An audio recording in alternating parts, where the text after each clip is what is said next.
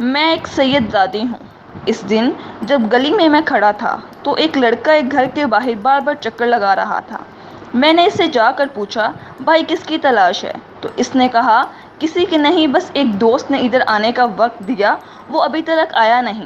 خیر میں اس کی بات سن کے گھر چلا گیا اور کچھ لمحوں بعد اچانک سے نکلا تو میں نے دیکھا اسی گھر سے ایک لڑکی سر جھکائے تیزی سے باہر آئی اور جلدی سے اس لڑکے کو ایک لفافہ دے کر گھر بھاگ گئی۔ لڑکا وہ لفافہ لے کر بہت ہی مسکرایا اور دل سے لگاتا ہوا وہاں سے چل دیا۔ میں اپنی بری عادت کے مطابق تحقیق کرنے کے لیے اس کے پیچھے چلا گیا۔ وہ لڑکا ایک درخت کے نیچے جا کر رکا اور اس نے اس لفافے کو کھولا جس کے اندر سے ایک صفحہ نکلا۔ اس نے اس صفحے کو کوئی 3 سے 4 بار چوما اور اپنی آنکھوں سے لگایا اور پڑھنے لگا۔ میں دور سے اس کے چہرے کو اور اس کی حرکات کو دیکھ رہا تھا اور اپنی قیاس آرائیوں میں مصروف تھا۔ اچانک سے دیکھا لڑکے نے آسمان کی طرف سر اٹھایا اور بے ہوش ہو کر گر پڑا۔ میں بھاگتے ہوئے اس کے قریب گیا اور اس کے ہاتھ سے وہ ورق لے کر تجسس سے پڑھنے لگا۔ یہ خط تھا جو اس لڑکی نے اپنے اس عاشق کو لکھا تھا۔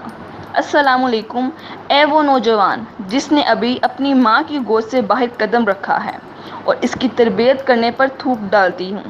میں مانتی ہوں تیری سوچ کے مطابق جس محبت کا تو دیودار ہے وہ سچی اور پکی ہے اور تو اس کو پایہ تکمیل تک پہنچانے کے لیے وفا بھی کرے گا، کیونکہ اس محبت کا آغاز نظر کے ملنے سے ہوا تھا اور انجام جسم کے ملنے پر ہوگا، کیونکہ میری ماں نے اپنے بیٹے عبدالرسول کو ایک دن کہا تھا، بیٹا یہ نظر ابلیس کے تیروں میں سے ایک ہے اور جب یہ تیر چلتا ہے نا، اس کی طاقت کبھی کبھی پورے خاندان برباد کر دیتی ہے اور پھر جب اس کا بدلہ مڑتا ہے تو لفظ عزت بھی سر جھکا کر انسانوں کی بستی سے نکل جاتا ہے۔ لہٰذا اس آنکھ کو صرف اپنے سونے نبی صلی اللہ علیہ وآلہ وسلم کے چہرے کو دیکھنے کے لیے منتظر رکھنا، ورنہ قیامت کے دن اپنے ماں کو حضور صلی اللہ علیہ وآلہ وسلم کی بارگاہ میں شرمندہ نہ کرنا کہ میں اس کی بات پر شرم کے مارے ڈوب مروں کہ میں نے تیری تربیت پہ کمی چھوڑ دی تھی۔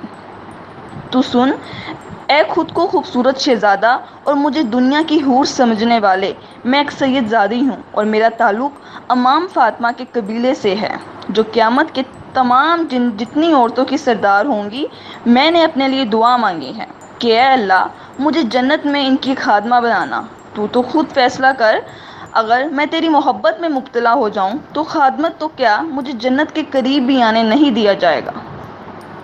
رہا سوال تو نے جو مجھے کل شام باغ کے اس پیڑ کے نیچے ملنے کو بلایا ہے، میں وہاں بھی آ جاتی، لیکن میں تم سے ایک وعدہ لوں کہ تم اپنی بہن گڈی کو بھی ساتھ لے کر آنا اور میں اپنے بھائی کو، کیونکہ تیری نظر میں دنیا کی سب سے شریف عورت تیری گڈی بہن ہے اور میرے بھائی کی نظر میں دنیا کی سب سے شریف عورت میں ہوں۔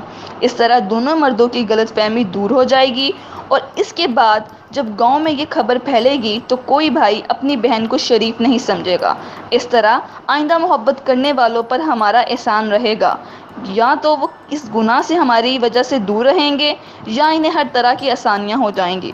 رات کے تیسرے پہر کوئی بھائی اپنی بہن کو کسی باغ کے پیڑ کے نیچے ملنے سے نہیں روکے گا۔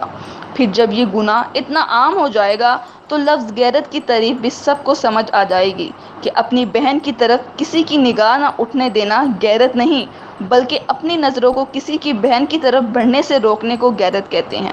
اے میرے خوبرو عاشق، تو جو محبت کر رہا ہے اس میں حوض کی بو کے سوا کچھ نہیں۔ کیا تیری ماں نے تجھے وہ قرآن نہیں پڑھایا جس میں مومن کی حیا کا ذکر کیا؟ تو مرد مومن اور حضور صلی اللہ علیہ وآلہ وسلم کا وہ امتی نہیں جس نے ایمان کے درجوں میں سے ایک درجہ حیا کا پایا ہو۔ میری باتیں پڑھ کر تجھے غصہ آیا ہوگا کہ میں نے تیری بہن کا ذکر کیوں کیا، لیکن ایمان کی بات ہے، ہر بے حیا بھائی کی یہی کیفیت ہوتی ہے، مگر ایسا ہونے کے اپنی بہن کے علاوہ کسی بھی عورت کو شریف نہ سمجھنا یہ گندی سوچ اور تربیت کا نتیجہ ہے۔ کیا تو نے حضرت علی کا یہ فرمان نہیں پڑھا، اپنی سوچ کو پانی کی قطروں کی طرح صاف رکھو، کیونکہ جس طرح پانی کے قطروں سے دریا بنتا ہے اسی طرح سوچ سے ایمان بنتا ہے۔ کیا تیرے پاس جو ایمان ہے وہ دکھاوے کا ہے؟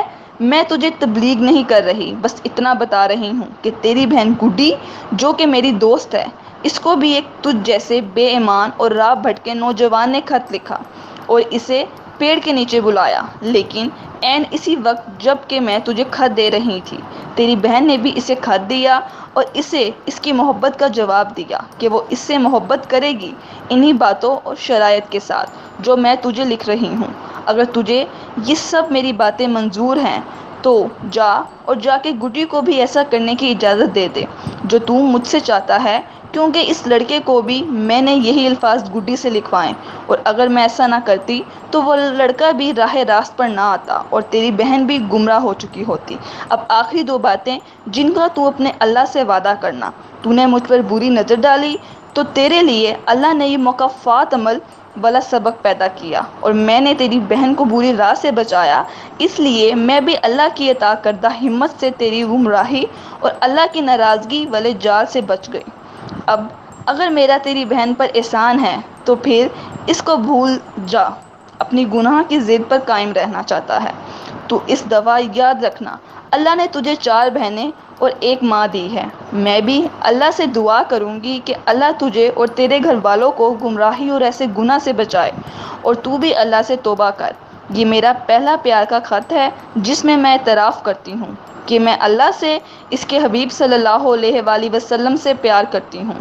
اگر جس چیز کی تو دعوت دیتا ہے یہ نبی پاک صلی اللہ علیہ وآلہ وسلم کی سیرت میں ہوتی تو میں اس پر عمل کرتی، اور اگر ایسا عمل اور اس کی مثال امام فاطمہ کی زندگی میں ملتی تو میں اس پر عمل کرتی، اور اگر ان کی زندگی میں نہیں اور میری اور تیری والدہ کی زندگی میں ایسی ایک نہیں 1000 مثالیں بھی ہوتی تو بھی تو مجھے ہرگز اس دعوت کا قبول کرنے والا نہ پاتا۔ اللہ تیری بہنوں اور میری عزت کی حفاظت فرمائے۔ وسلام۔ اللہ کی بندی، تیری ماں، بہن، بیوی اور بیٹی کی عزت تیرے ہاتھ میں ہے۔ اگر ابلیس پھر بھی تجھے برگلائے میں کامیاب ہو گیا تو جان لے تو نے لوگوں کو اپنے گھر زنا کی دعوت دے دی، اور دنیا کے بازار میں اچھا برا سب ملتا ہے، تیری مرضی ہے برائی کے بدلے برائی لے لے یا نیکی کے بدلے نیکی لے لے، کیونکہ جیسا سکہ ویسا سودا۔